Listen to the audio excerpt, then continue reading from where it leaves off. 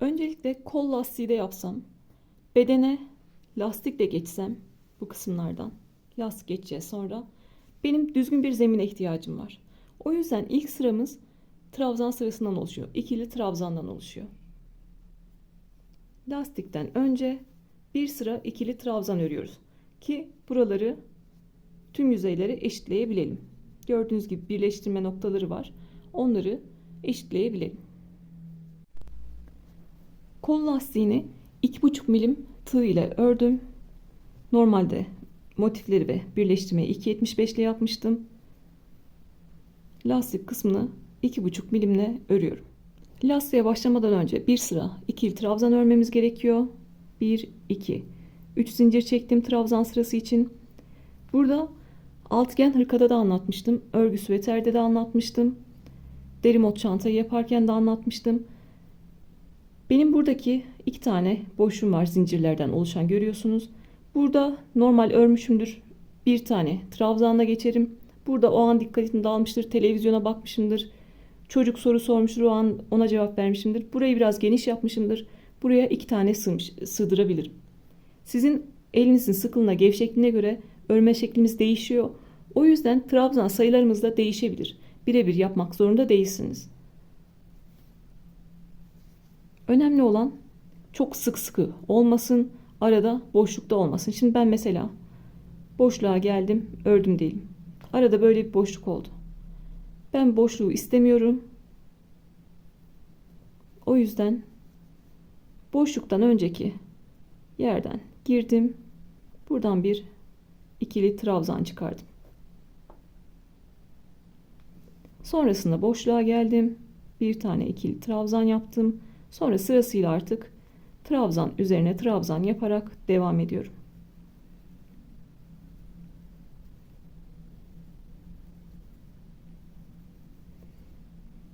Bunu şey gibi düşünebilirsiniz, hani böyle tarif yaparken hamur işleri tarifinde aldığı kadar un derler. Çünkü herkesin yumurta büyüklüğü farklıdır. İçine koyduğu, yani sütü biraz fazla koymuştur, etmiştir. O yüzden aldığı un değişir. O yüzden burada da elimizin sıkılığı, gevşekliği değiştiği için yeteri kadar trabzan yapıyoruz. Gördüğünüz gibi ne arada bir boşluk var ne de herhangi bir sıklık var. Bir tane trabzan sığacak yere de 2 tane trabzan yapmıyoruz. Trabzan üzerine trabzan yaparak birleşim yerine kadar geliyorum.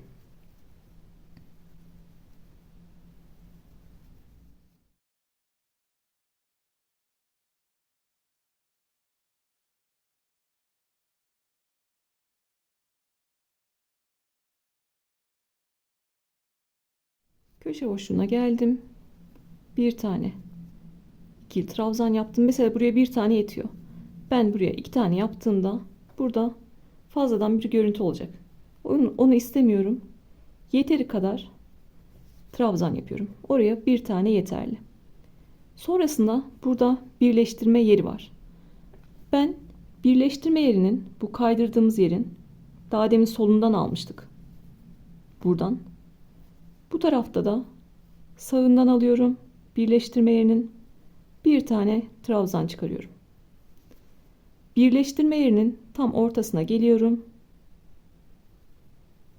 Bir tane trabzan çıkarıyorum. Yine soluna geliyorum. Bir tane trabzan çıkarıyorum. Bu birleştirme yerinde bana 3 tane trabzan yeterli geliyor.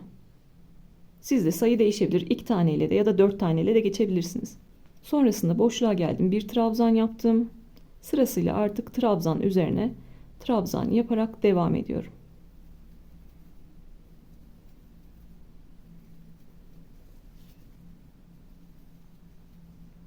Sadece ikili trabzanlarla ördüğümüz için trabzan diyorum sadece. Diğer sayılarla karışmasın diye.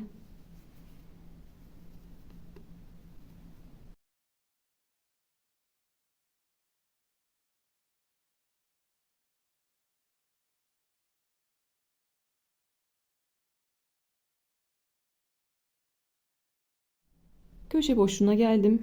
Bir tane trabzan yaptım.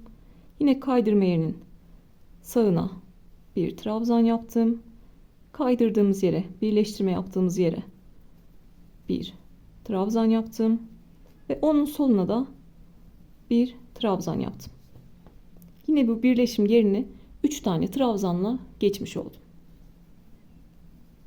Köşe boşluğuna bir trabzan ve trabzan üzerine trabzan olarak devam ediyorum.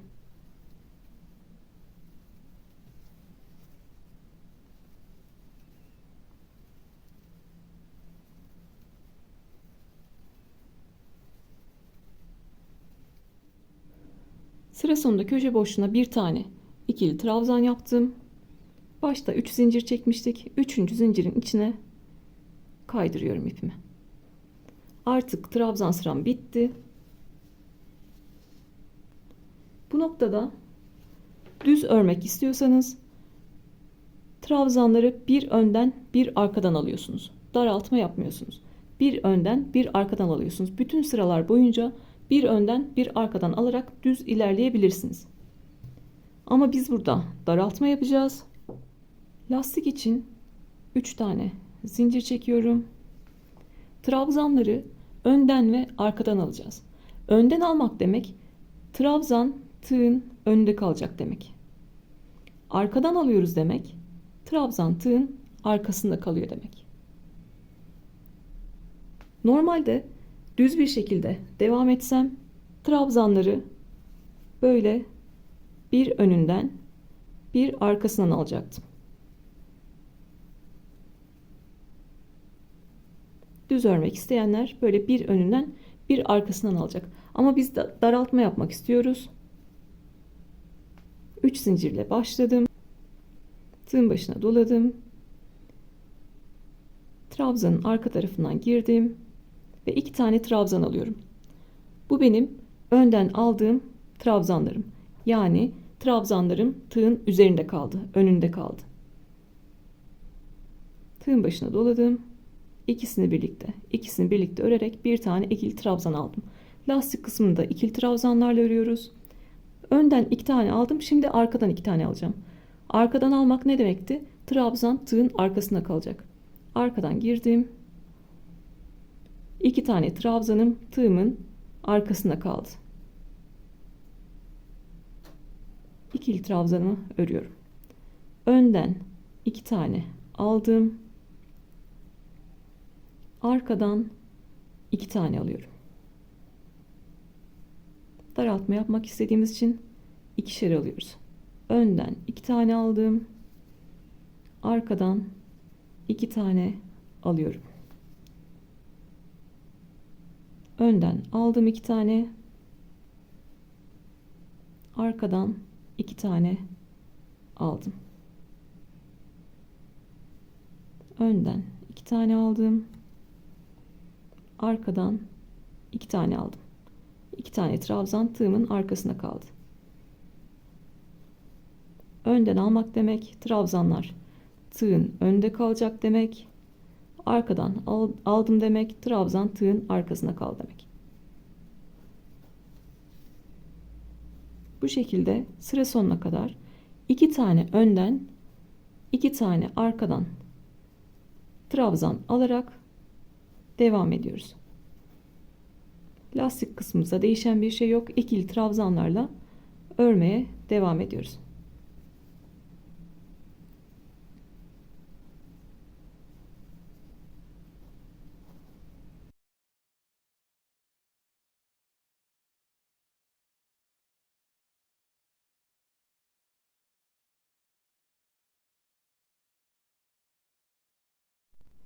Sıra sonuna kadar 2 tane önden 2 tane arkadan alarak devam ettim.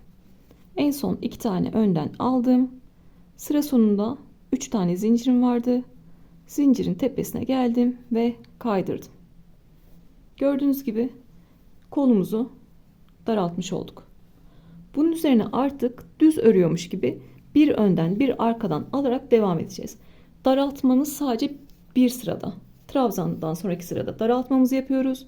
Sonrasında tek sıra bir önden bir arkadan alarak devam ediyoruz. Ben burada kaç sıra örmüşüm? 2 tane aldıktan yani daraltma yaptıktan sonra 1, 2, 3, 4, 5, 6, 7, 8, 9, 10, 11, 12. 12 sıra örmüşüm. Daraltmadan sonra 12 sıra lastik örmüşüm. Üzerine de kolun ağzı yayvan durmasın diye bir sıra sık iğne geçtim.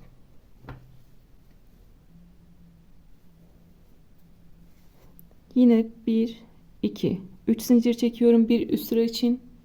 Bu benim arka lastiğim olacak. Bir önden bir arkadan alacağız artık. Bir tane önden aldım. Bir tane arkadan alıyorum. Kaç sıra örersek örelim artık bir önden bir arkadan alacağız.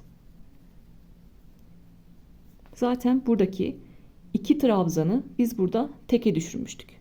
Artık bir önden bir arkadan alıyoruz. Burayı yeni başlayanlar için yavaş anlatıyorum. Bilenler hızlandırarak izleyebilirler. Bir önden bir arkadan alıyorum. Zaten önden aldığımız trabzan önde duruyor. Arkadan aldığımız trabzan arkada duruyor. Önden trabzanımı aldım. Arkada görünen trabzanı arkadan aldım. Önde görüneni önden alıyorum. Bundan sonraki işimiz daha kolay. Önde görünen trabzanı önden, arkada görünen trabzanı arkadan alıyorum. Sıra sonuna kadar bir önden bir arkadan alarak devam ediyorum.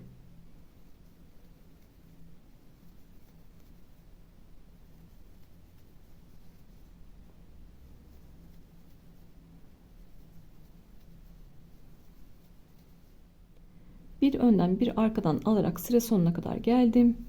Yine 3 tane zincir çekmiştik. Üçüncünün içine kaydırıyorum. Yine 3 tane zincir çekiyorum. Ve yine önde görüneni önden, arkada görüneni arkadan alıyorum.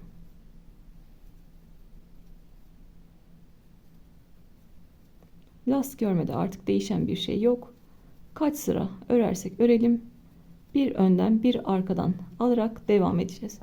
Ben burada 12 sıra ördüm. Siz kendinize ölçersiniz. Belki 10 sıra yeterli gelir. Belki 13-14 sıra yeterli gelir. Siz kendinize yeter geldiği noktada bırakıyorsunuz. Son sırada da bir sıra sık iğne yapıyoruz. Ben 12 sıraya tamamlayayım lastik kısmını. Sonra sık iğne bölümünü beraber yapalım. Daraltma yaptıktan sonra 12 sıra bir önden bir arkadan alarak lastiğimi ördüm.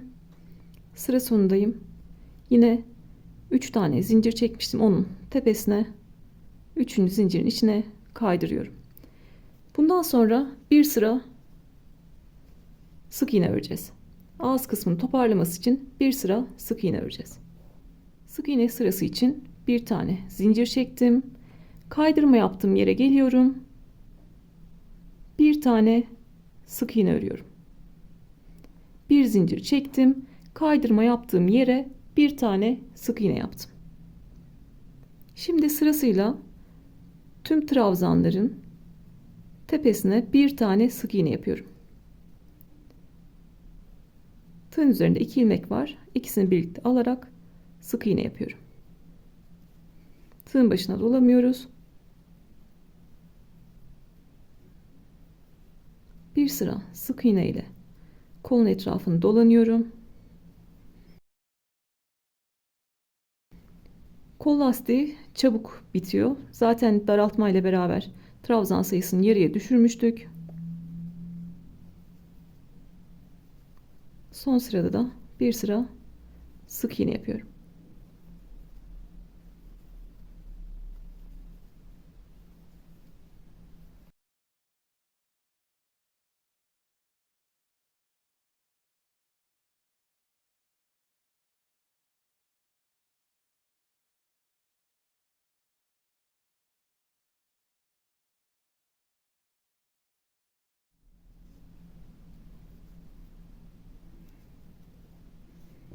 Son trabzanın tepesine de bir tane sık iğne yaptım. İpimi yeteri kadar uzattım ve ipimi kesiyorum. Burada yine düzgün bir bitiş yapacağız. Burada zincirle bitsem kötü bir görüntü olacaktı.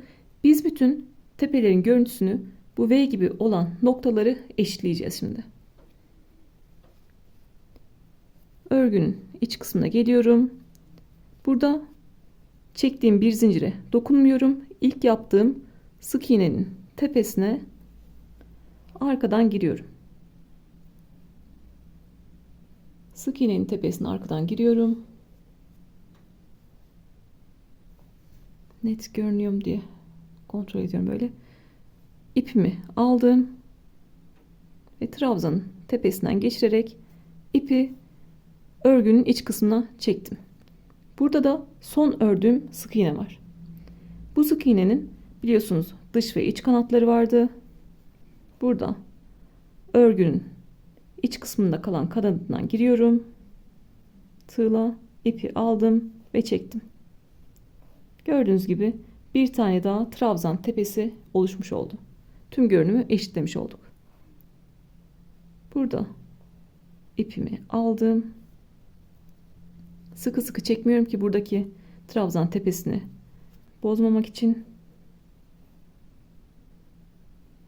Burada bir zincirle sabitliyorum. Sonrasında artık ipimi uygun yerlerden geçirerek gizliyorum. Gördüğünüz gibi tüm trabzan tepeleri eşit olmuş oldu. İki tane kolumuzda böylece bitirdik daraltma yaparak. Artık bu söğüt olduğu gibi önce bir sıra trabzan geçiyoruz eşitlemek için yüzeyi, sonrasında bir önden bir arkadan alarak lastik örüyoruz.